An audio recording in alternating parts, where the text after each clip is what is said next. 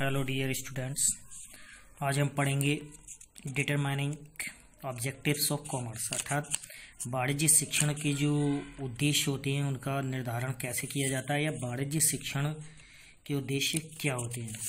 तो उनको जानने से पहले सबसे पहले हम जान लेते हैं अर्थात वाणिज्य क्या होता है। वाणिज्य एक संगठित व्यवसाय है, ठीक है। संगठित व्यवसाय है, इसमें जो है व्यापार जगत के सदस्यों के बीच सेवा और वस्तुओं का आदान प्रदान होता है और उत्पादक और उपभोक्ता के मध्य खाई होती है, उनके मध्य बहुत ज़्यादा क्या बोलते हैं दूरी होती है। उसमें सेतु का काम करता है कौन? वाणिज्य। तो कह सकते हैं वाणिज्य क्या है?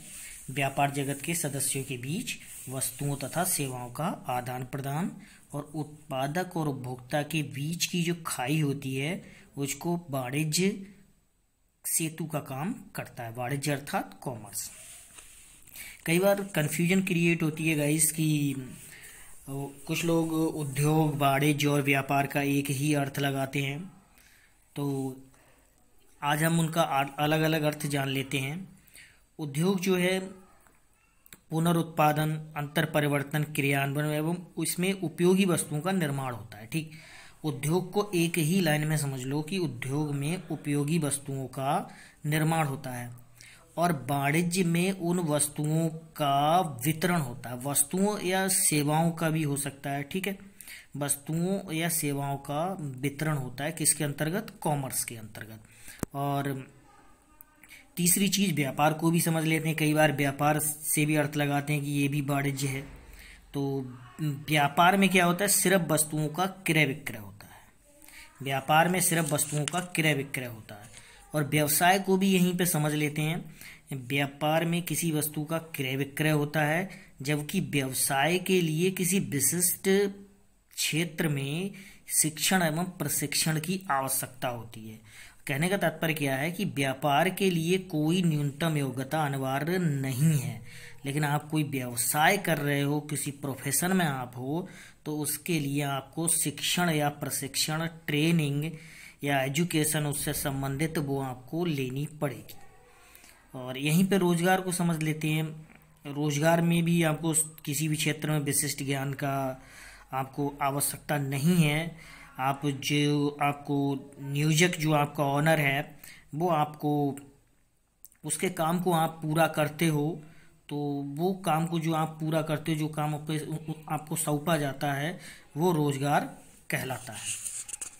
तो ये बैकग्राउंड हमने जाना किसके पहले कि वाणिज्य शिक्षण उद्देश्यों के निर्धारण करने से पहले। तो वाणिज्य शिक्षण उद्देश्यों का निर्धारण निम्न मानदंड दृष्टिगत रखने चाहिए। अब जब कॉमर्स है तो वह भावी जीवन में उपयोगी होनी चाहिए या वर्तमान जीवन में उपयोगी होनी चाहिए। शिक्षण उद्देश्य ऐसे होने चाहिए जो छात्र के वर्तमान और भावी जीवन में उपयोगी सिद्ध हों, अर्थात उपयोगी हों, पहला। दूसरा है भूतकालीन ज्ञान व मान्यताओं पर आधारित नहीं हो। मतलब कहने का तात्पर्य क्या है? वर्तमान मूल्यों पर आधारित हो और वर्तमान आवश्यकताओं पर आधारित हो। अर्थात कॉमर्स की शिक्षा ऐसी हो जो वर्तमान मूल्यों और आवश्यकताओं पर आधारित हो। अर्थात वर्तमान में जो आवश्यकताएं हैं, रोजमर्रा की आवश्यकताएं, जो रोटी कपड़ा मकान या और भी आवश्यकताएं हैं, वस्तुओं से संबंधित जो आवश्यक वस्तुएं हैं, तो उनसे संबंधित कॉमर्स की जो है शिक्षण उद्देश्य होने चाहिए। शिक्षण उद्देश्य का सीक्वेंस होना चाहिए, मतलब वो उचित क्रम में होने चाहिए। जैसे कि ज्ञानात्मक उद्देश्य हैं तो वह उचित क्रम में उनका क्रम होता है कि सबसे पहले ज्ञान, फिर बोध, फिर अनुप्रयोग, फिर विश्लेषण, फिर संश्लेषण और फिर मूल्यांकन। ऐसे ही ज्ञानात्मक के बाद भावात्मक उद्देश्य होते हैं और भावात्मक का भी क्रम होता है।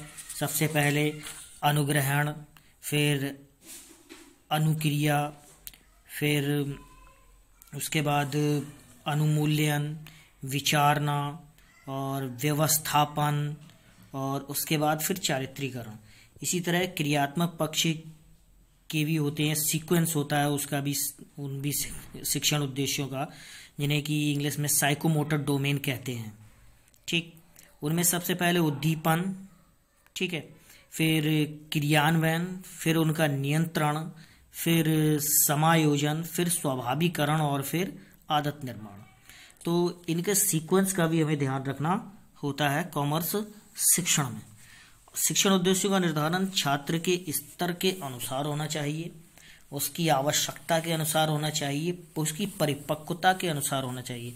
ऐसा नहीं कि छात्र परिपक्व नहीं है किसी भी काम के लिए और उसकी आयु मतलब कम है या ज़्यादा है, तो उसके अकॉर्डिंग भी उसकी आयु को ध्यान में रखकर भी शिक्षण उद्देश्य निर्धारित करने चाहिए।